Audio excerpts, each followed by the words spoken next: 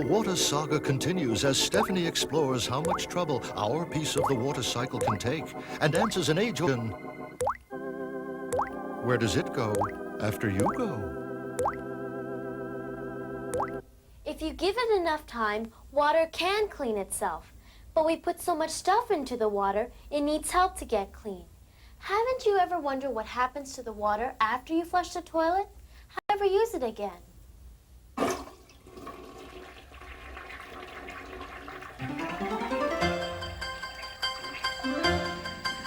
This is a sewer. By the time the wastewater from your house, your neighbors' houses, and the stores and schools near where you live gets here, it's really dirty.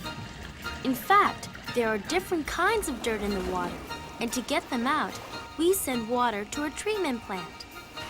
Screens remove pieces of trash from the water. Then the water goes into big tanks. The gunk that sinks to the bottom is pumped out. Stuff that rises to the top is skimmed off. But there's still stuff dissolved in the water. Then air is pumped in. That helps bacteria and other microorganisms grow. They eat a lot of the stuff that's still in. Then the water's treated with chlorine to kill any disease germs that are left.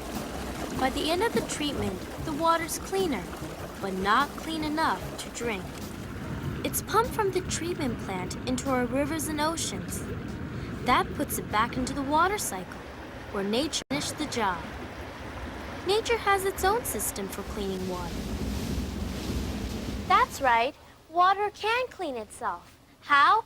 Here's an example. Living proof. In Providence, Rhode Island, biologists have cooked up this homemade swamp that cleans up water the same way marshes naturally clean themselves. It's called solar aquatic purification. Here's wastewater that was flushed down the toilets around here. Can nature make it clean again? First, the water goes into vats filled with bacteria and algae. They eat a lot of the pollutants, just like the microorganisms in a natural swamp.